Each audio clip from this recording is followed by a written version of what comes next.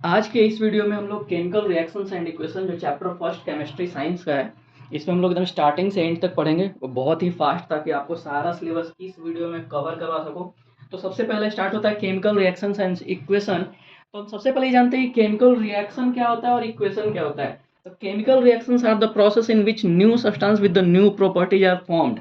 It means what, कोई भी reaction आप सपोज एग्जांपल ले रहे हैं, एक्स प्लस वाई को आप अगर रिएक्ट करा रहे हो तो इस पोर्शन को हम रिएक्टेंट करते हैं, और इस अगर सपोज जेड बन रहा है तो इस पोर्शन को हम प्रोडक्ट करते हैं।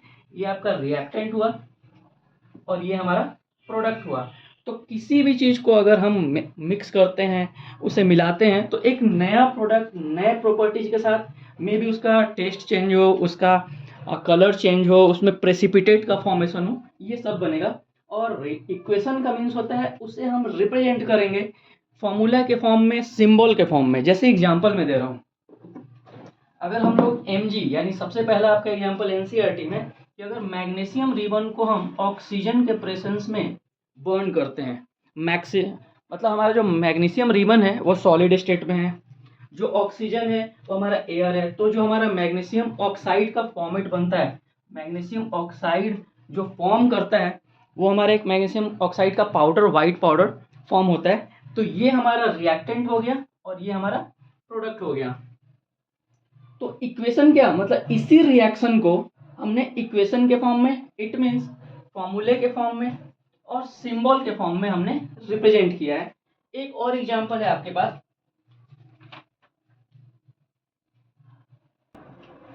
कि अगर जिंक को सल्फ्यूरिक एसिड के साथ रिएक्ट करते हैं तो zinc sulphate plus hydrogen gas का फॉर्मेशन होता है। ये इक्वेशन भी आपके बुक में दिया हुआ है, Zn प्लस H2SO4। जैसे ही हम रिएक्ट करते हैं तो ZnSO4 प्लस H2 का फॉर्मेशन होता है। तो ये तो बहुत ही हमारा इंट्रोडक्शन है। इसके आगे हमें क्या पढ़ना है कि, तो हमारे पास सबसे पहले कैरेक्टरिस्टिक्स ऑफ केमिकल रिएक्शंस। अब कैरेक्टरिस्टिक्स में आपको 5 कैरेक्टरिस्टिक्स पढ़ने हैं। ये 5 कैरेक्टरिस्टिक्स के ऊपर बहुत ही क्वेश्चन आते हैं, बेसिक क्वेश्चन। जैसे कि कोई भी आपको रिएक्शन करना है, इसमें evolution of gas, first of all ऐसा कोई रिएक्शन आप करके दिखाओ जिसमें गैस इवॉल्व हो, यानी इवोल्यूशन ऑफ गैस। सेकेंड है फॉर्मेशन ऑफ प्रेसिपिटेट। और प्रेसिपिटेट तो आपको पता ही होगा कि कोई भी एक्वस या सॉल्यूशन को अगर हम मिक्स करते हैं केमिकल रिएक्शन की तरह, अगर रिएक्ट करते हैं तो उसमें कोई एक सॉलिड प्रेसिपिटेट बाहर फॉर्म हो जाता है उसी में, तो उसे कहते हैं फॉर्मेशन ऑफ प्रेसिपिटेट। थर्ड हमारा जो कैरेक्टरिस्टिक है, चेंज इन कलर। कलर में चेंज होना चाहिए, आपको ऐसा इक्वेशन लिखना है जिसमें कलर का चेंजिंग आपको दिखाना है। फोर्थ है हमारा चेंज इन टेम्परेचर, और यानी टेम्परेचर में चेंज होना चाहिए, टेम्परेचर थोड़ा बढ़ना चाहिए या घटना चाहिए, अक्सर बढ़ता ही है क्योंकि एक्जोथर्मिक रिएक्शन होता है। और लास्ट है चेंज इन स्टेट, यानी सॉलिड टू लिक्विड और लिक्विड टू गैस। तो हमें ये 5 इस चैप्टर में सबसे इंपॉर्टेंट की कैरेक्टरिस्टिक्स के बेस पर ऐसे आपको इक्वेशन याद करना है, इक्वेशन लिखने हैं, ताकि ये 5 कैरेक्टरिस्टिक्स आप उसमें शो कर सको। तो सबसे इंपॉर्टेंट है कि इस 5 को मैंने समराइज करके मात्र 3 इक्वेशन, 2 इक्वेशन और एक थ्योरी में कन्वर्ट किया है।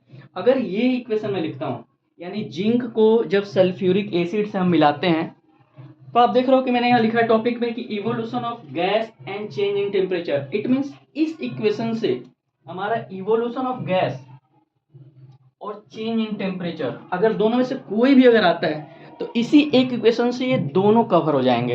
अगर टेम्परेचर चेंज के लिए आता है आपको इक्वेशन लिखने के लिए, तब भी आप यही लिख दो, और इवोल्यूशन ऑफ गैस के लिए आता है तब भी आप यही लिख सकते हो। अब इसमें करते क्या है, बहुत इंपॉर्टेंट इक्वेशन है कि जिंक ग्रेन्यूल्स लेंगे हम कॉनिकल फ्लास्क में, और जिंक ग्रेन्यूल्स में जैसे ही सल्फ्यूरिक एसिड हम इसमें मिक्स करते हैं, सल्फ्यूरिक एसिड यहाँ से मिक्स करते हैं, तो हमारे पास फॉर्मेशन होता है जिंक सल्फेट, और साथ में हाइड्रोजन गैस इवॉल्व होता है। आप देख रहे हो हाइड्रोजन गैस इवॉल्व होगा।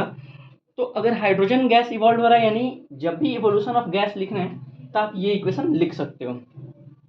अब रही बात कि चेंज इन टेम्परेचर, तो if we touch the conical flask, अगर आप कॉनिकल फ्लास्क को टच करते हो रिएक्शन होने के बाद, then you will find that somewhat hot, यानी आपको थोड़ा ये गर्म लगेगा, क्योंकि एक्जोथर्मिक रिएक्शन होता है। अगर इसे टच करते हैं कॉनिकल फ्लास्क को तो थोड़ा आपको हीट यानी गर्म लगेगा वो। तो इस इक्वेशन से हमने ये 2 कवर कर लिया।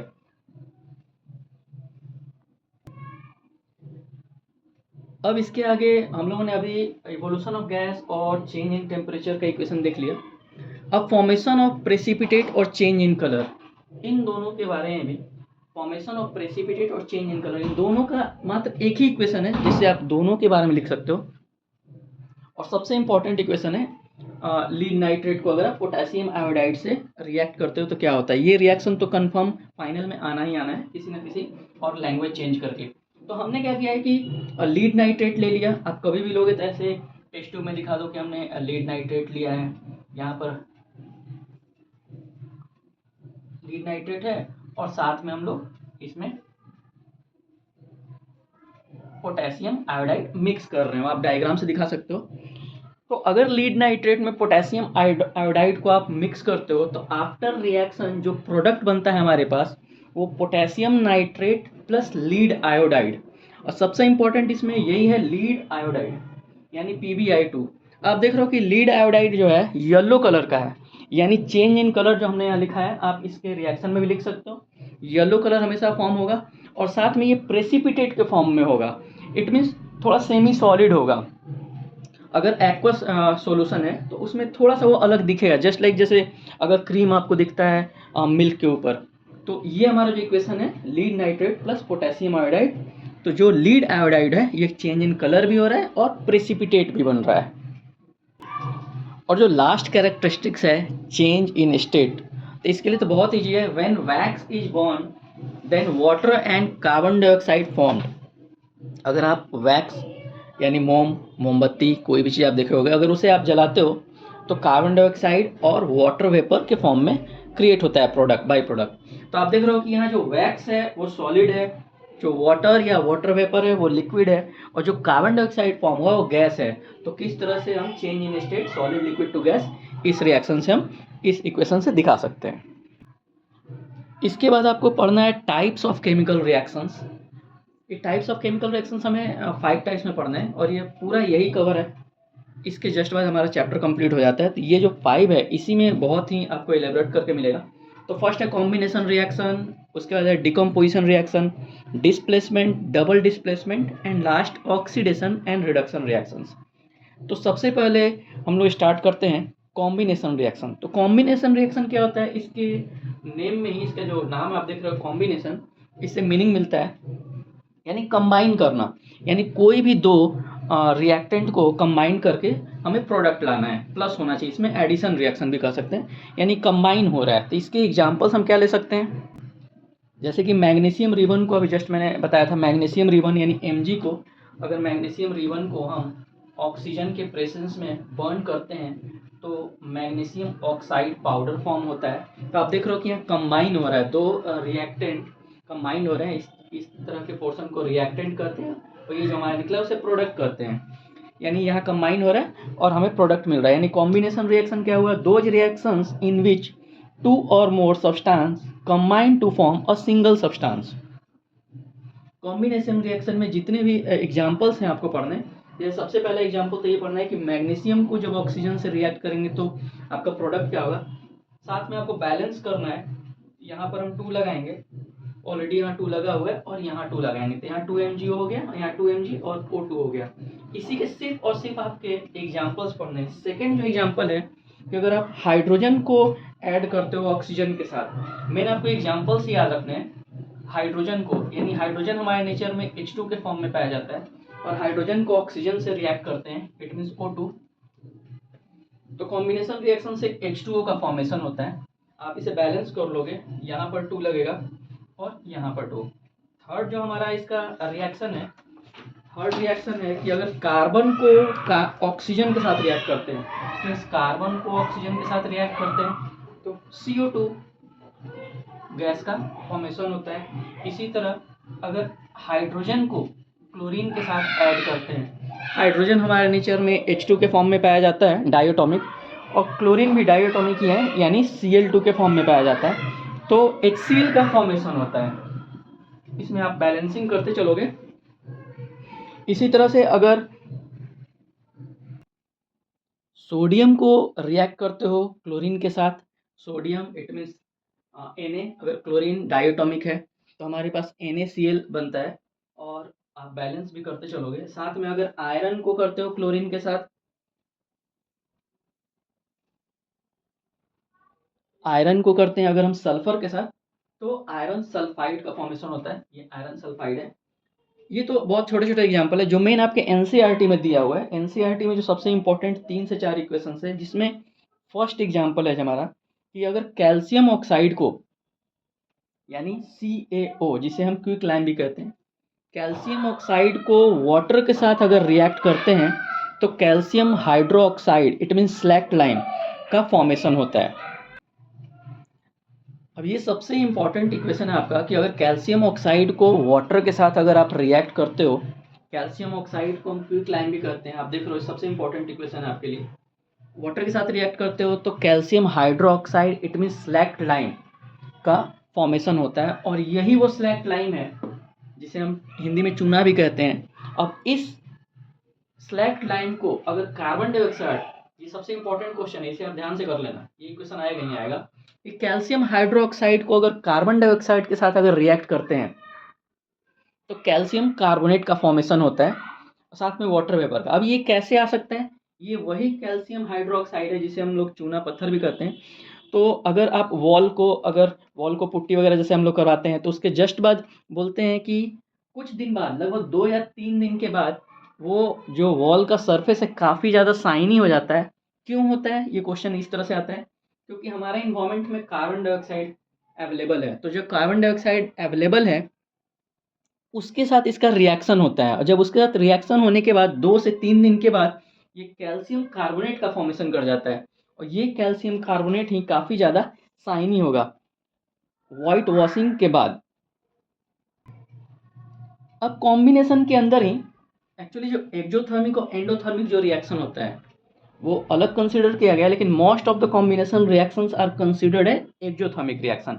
तो मैं इसी के अंदर आपको कॉम्बिनेशन रिएक्शंस के अंदर ही एक्जोथर्मिक के बारे में बताऊंगा और एंडोथर्मिक, एक्जोथर्मिक एंड एंडोथर्मिक के बारे में बताऊंगा, क्योंकि अधिकतर जो रिएक्शंस होते हैं वो कॉम्बिनेशन के वो एक्जोथर्मिक होते हैं, तो इसलिए इस कॉम्बिनेशन के अंदर उसे रखा गया है। तो एक्जोथर्मिक रिएक्शन होता क्या है? फर्स्ट ऑफ ऑल, वैसे रिएक्शंस जिसमें प्रोडक्ट के साथ हीट भी इवॉल्व होता है। अगर प्रोडक्ट बना तो प्रोडक्ट के साथ कुछ ना कुछ हीट भी निकलेगा। तो एक्जोथर्मिक के जो एग्जांपल्स हैं, मैंने बताया एक्जोथर्मिक वैसा रिएक्शन होता है जिसमें प्रोडक्ट के साथ हीट भी इवॉल्व होता है, हीट भी निकलता है। तो सबसे पहला एग्जांपल बहुत ईजी है, burning of natural gas. Natural gas means methane, CH4 formula आपको पता है। कभी भी हम किसी चीज़ को बर्न करते हैं तो ऑक्सीजन का प्रेजेंस होना जरूरी है। तो जैसे ही मीथेन अगर बर्न होता है, यानी CH4 combined with the oxygen in the form of O2, तो हमारे पास कार्बन डाइऑक्साइड, वाटर वेपर और हीट ऑब्टेन होता है एज अ प्रोडक्ट। ये एक्जोथर्मिक का एग्जांपल। सेकेंड एग्जांपल आप देख सकते हो, रिस्पिरेशन रिएक्शन। रिस्पिरेशन रिएक्शन जो एनिमल्स में यानी ह्यूमन बॉडी में होता है कि ये ग्लूकोज है हमारा, जो ग्लूकोज हम कंज्यूम करते हैं, ग्लूकोज ऑक्सीजन के साथ कंबाइन करता है जो हम ऑक्सीजन लेते हैं। तो साथ में carbon dioxide, water vapour, lots of energy और हीट इसमें भी प्रोड्यूस होता है। तो ये 2 मेन एग्जांपल हैं एक्जोथर्मिक रिएक्शंस के। इसके बाद अगर हम एंडोथर्मिक रिएक्शन की बात करते हैं तो एंडोथर्मिक रिएक्शन जस्ट एक्जोथर्मिक का अपोजिट होता है। इट मीन्स इसके रिएक्शंस में हीट वो इन्वायरमेंट से लेगा, it absorb the heat from the environment during the reaction. और इसके बहुत ईजी एग्जांपल आप देख रहे हो, मेल्टिंग ऑफ आइस। अगर आइस क्यूब आप बाहर रखते हो तो वो अपने आप वाटर में चेंज हो जाता है, यानी उनके जो इंटरमोलिकुलर फोर्स ऑफ अट्रैक्शन थे वो वीक हो गए। कहाँ से हुए? तो वो इन्वायरमेंट से हीट गेन किया। और सेकेंड एग्जांपल है कुकिंग ऑफ फूड। आपको पता है कि अगर फूड बना रहे हो तो हीट हमें प्रोवाइड करना पड़ता है। अब हमारा फर्स्ट जो कॉम्बिनेशन रिएक्शन है वो पूरी तरह कंप्लीट हो गया। अब आपके पास आता है डिकम्पोजिशन रिएक्शन। तो कॉम्बिनेशन का उल्टा है डिकम्पोजिशन। कॉम्बिनेशन मीन्स कंबाइन और डिकम्पोजिशन मीन्स स्प्लिट, यानी हम इसे तोड़ रहे हैं। कॉम्बिनेशन में हम जोड़ रहे थे, यहाँ हम तोड़ रहे हैं, यानी दो reactions in which a compound यानी एक ही कंपाउंड होगा। ध्यान से आप इसे मीनिंग को समझो। एक कोई कंपाउंड होगा, उसे आप तोड़ोगे और 2, 3 या 2 से ज़्यादा कितने भी सिंपलर सब्सटेंस में वो एज अ प्रोडक्ट डिवाइड हो जाएगा। अब इस डिकम्पोजिशन का जो मेथड है वो 3 तरह से हमें पढ़ना है सिलेबस में। Heat, light, light means sunlight, natural light, और इलेक्ट्रिसिटी।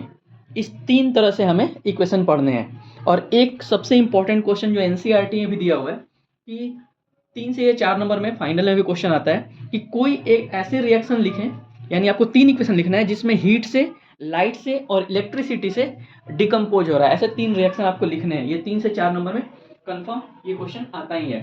तो हम लोग सबसे पहले देखें कि हीट से मैं आपको 2 से 3 इक्वेशन दिखाऊंगा जो स्प्लिट हो रहा है यानी डिकम्पोज हो रहा है, फिर लाइट से और फिर इलेक्ट्रिसिटी से। तो सबसे पहले हम देखते हैं कि हीट से जो इक्वेशन है वो कौन कौन से हैं। तो इसका जो मेन हमारा एनसीईआरटी में भी इक्वेशन दिया हुआ है, डिकम्पोजिशन बाय हीट। तो सबसे पहला उसमें इक्वेशन है, अगर हम फेरस सल्फेट को हीट करते हैं, बहुत इंपॉर्टेंट है क्योंकि ये एक्चुअली चैप्टर बहुत छोटा है, तो इसमें जो मेन इक्वेशंस है यही उठकर मेन एग्जाम में आपके आ जाएगा। तो फेरस सल्फेट को अगर हम हीट करते हैं तो आप देख रहे हो फेरस सल्फेट का फॉर्मूला पता है आपको, FeSO4।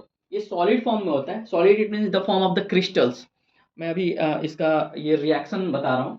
तो फेरस सल्फेट सॉलिड फॉर्म में होगा। जैसे ही हम इसे हीट करेंगे तो आप देख रहे हो कि फेरिक ऑक्साइड Fe2O3 और साथ में सल्फर डाइऑक्साइड के साथ सल्फर ट्राइऑक्साइड का फॉर्मेशन होता है एज अ प्रोडक्ट। अब इसे कैसे करेंगे, हमने एक बर्नर ले लिया है, एक टेस्ट ट्यूब ले लिया है, और टेस्ट ट्यूब शीशे का होता है। तो टेस्ट ट्यूब होल्डर लेना जरूरी है क्योंकि टेस्ट ट्यूब होल्डर, क्योंकि ये शीशा बहुत बहुत गर्म हो जाएगा, तो आपको होल्डर से पकड़ना है अगर आप लैब में कर रहे हो तो। तो इसमें आप देख रहे हो कि हमने क्या किया है कि फेरस सल्फेट के कुछ क्रिस्टल्स डाल दिए हैं जो सॉलिड फॉर्म में हो। साथ में बर्नर को हमने ऑन किया है, टेस्ट ट्यूब होल्डर से हमने इसे पकड़ा है।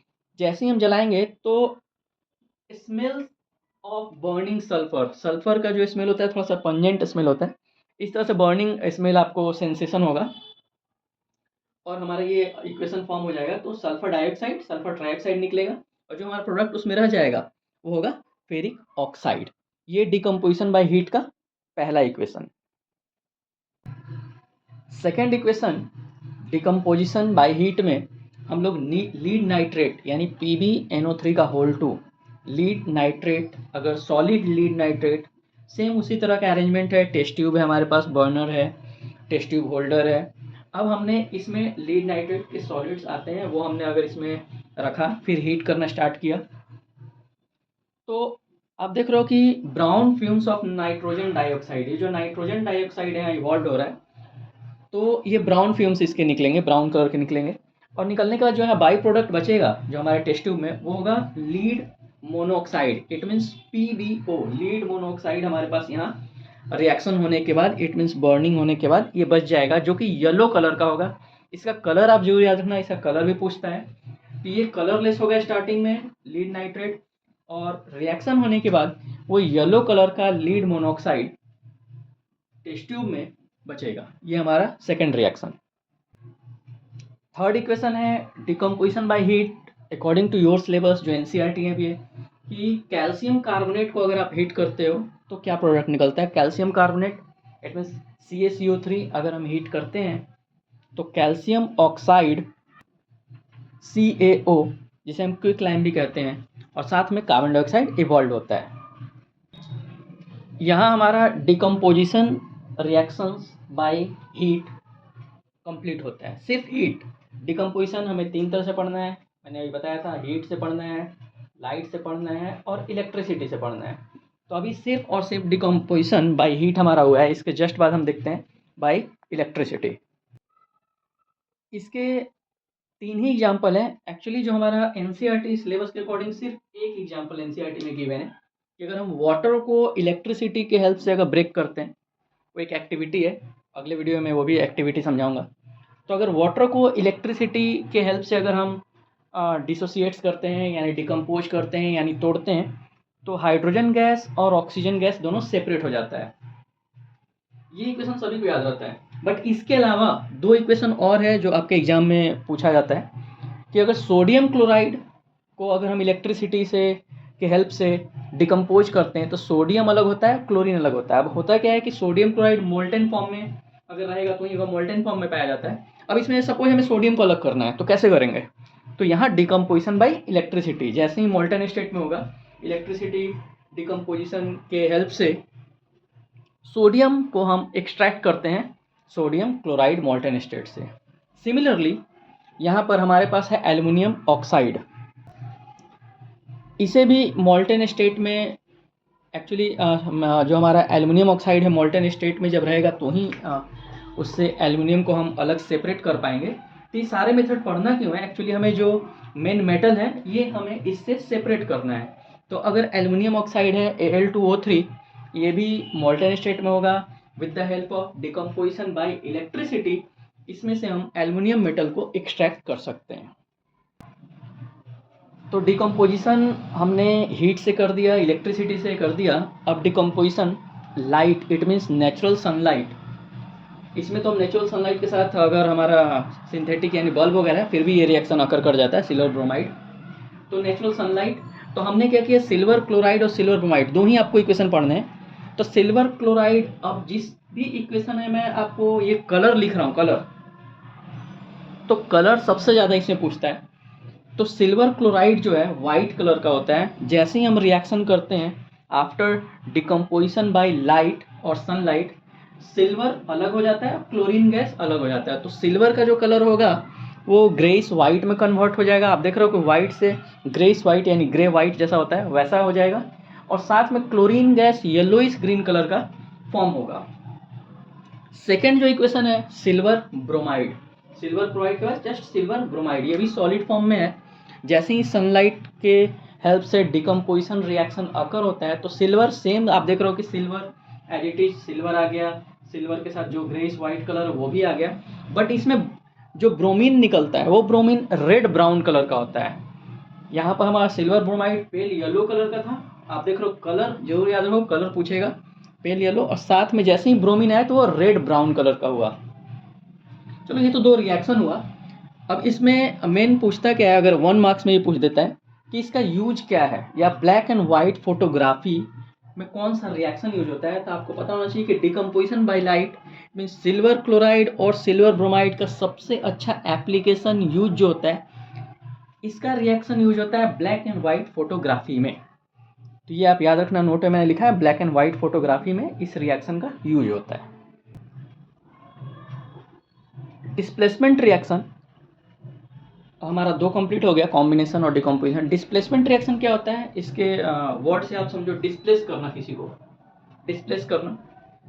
जैसे डिस्प्लेसमेंट रिएक्शन में अक्सर आपको देखने को मिलेगा कि किसी एक कंपाउंड को किसी एक एलिमेंट से डिस्प्लेस कर रहे हैं। इट मीन्स ये तो आपको पता है एलिमेंट है, जो सिंगल एलिमेंट होता है, और जो दो अगर एलिमेंट मिलते हैं एक रेशियो में तो उसे कंपाउंड कहते हैं। तो डिस्प्लेसमेंट्स में अक्सर आपको ये होगा कि कोई एक एलिमेंट किसी एक कंपाउंड के साथ रिएक्ट करेगा। कोई एक एलिमेंट सिंगल एलिमेंट है और ये कॉपर सल्फेट कंपाउंड है, जिंक हमारा एलिमेंट है और जो कॉपर सल्फेट है वो कंपाउंड है।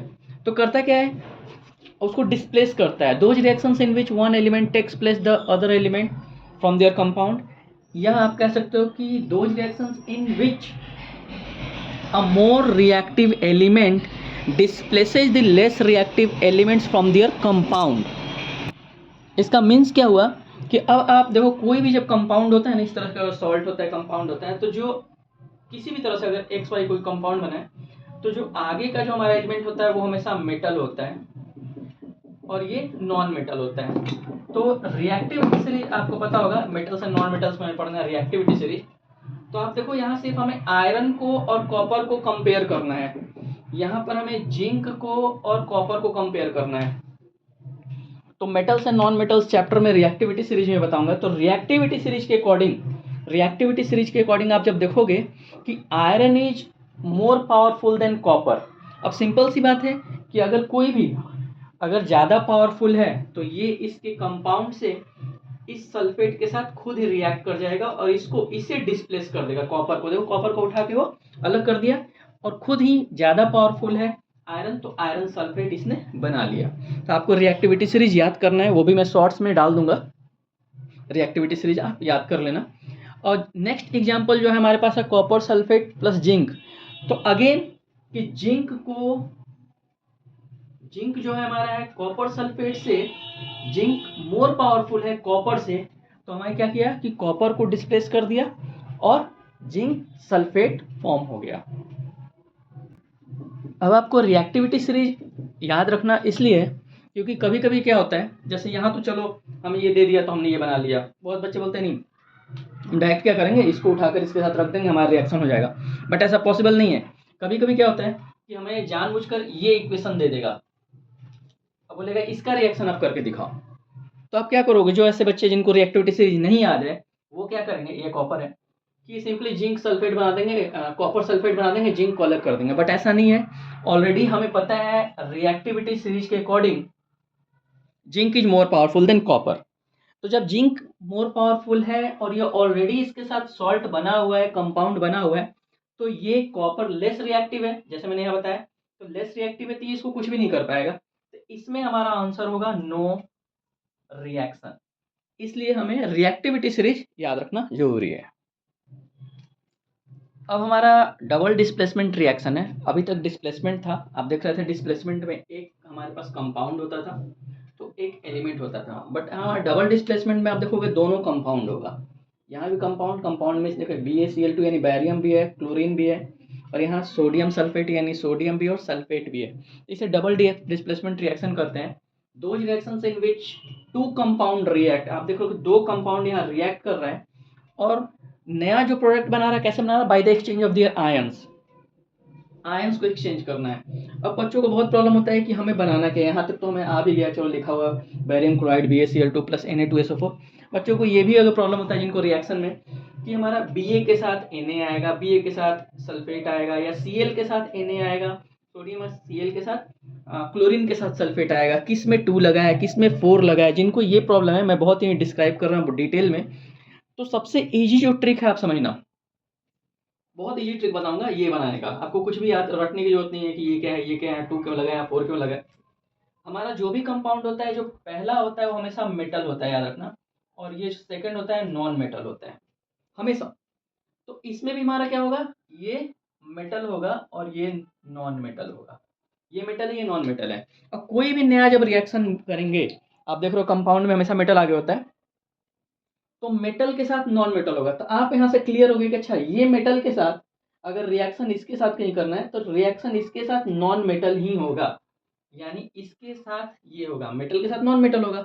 उसमें भी हमें ये पता है कि मेटल हमेशा आगे रखेंगे, मेटल हमेशा हमें क्या करना है, आगे रखना है। तो हमने क्या किया, हमें पता है कि यहाँ बैरियम होगा, यहाँ सल्फेट होगा। बैरियम एक एलिमेंट है और सल्फेट पॉलीएटॉमिक आयंस है, ये मैंने शॉर्ट्स में डाला है, आप देख लेना।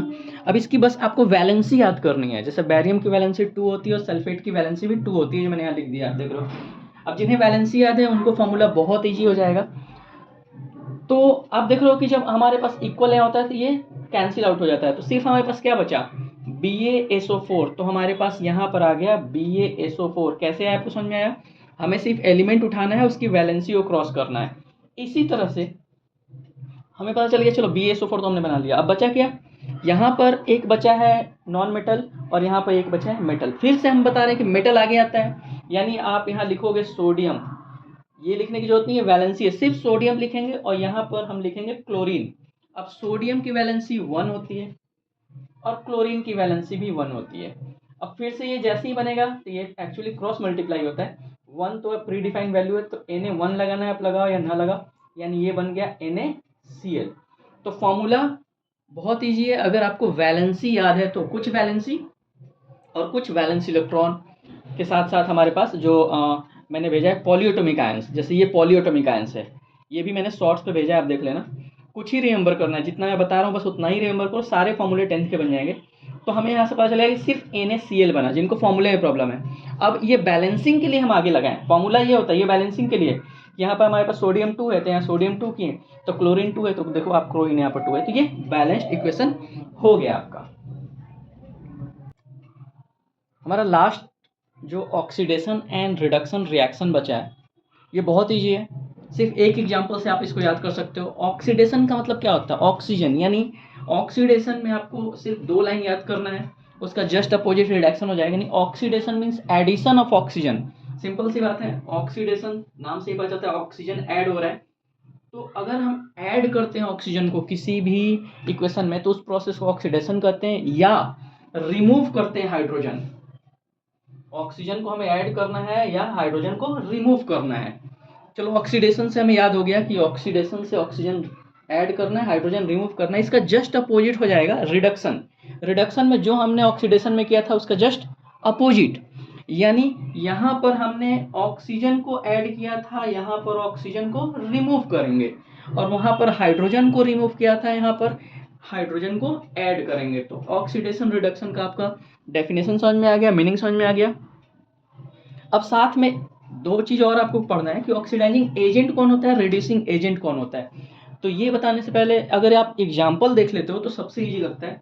आपके पास एक एग्जाम्पल है कि कॉपर ऑक्साइड जब हाइड्रोजन से रिएक्ट किया, कॉपर ऑक्साइड जब भी हाइड्रोजन से रिएक्ट किया, तो आप देखो कि यहाँ से प्रोडक्ट में क्या बन रही है। देखो अब ये हमारे पास रिएक्टेंट है और ये प्रोडक्ट है। तो रिएक्टेंट में कॉपर ऑक्साइड क्या बन गया, कॉपर बन गया। यानी यहाँ क्या हो रहा है, रिमूव हो रहा है ऑक्सीजन।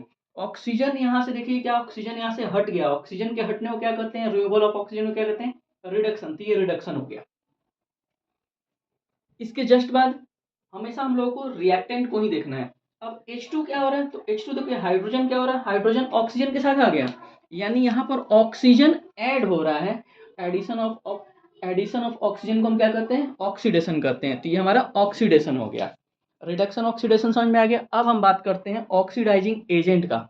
एजेंट आपने ऐसे भी नाम सुना होगा। एजेंट कौन होते हैं, कोई भी चीज़, अगर LIC एजेंट है यानी वो LIC आपके पास लेकर आए हैं। ऑक्सीडाइजिंग एजेंट है यानी ऑक्सीजन उनके पास होगा। तो आप सिर्फ यहीं से देख कर बता सकते हो आप कि ऑक्सीडाइजिंग एजेंट क्या है हमारे पास, कॉपर ऑक्साइड, जिसके पास ऑक्सीजन है, और उसके जस्ट अपोजिट जो बचा है वो रिड्यूसिंग एजेंट, क्योंकि इसके चलते ही रिड्यूस हुआ है। ये हमारा यहाँ पर चैप्टर कंप्लीट होता है। इससे डाउट, इस चैप्टर से अगर कोई भी आपको डाउट होता है तो आप मैसेज कर सकते हो, मैसेज करके कमेंट करके आप पूछ सकते हो। Thank you.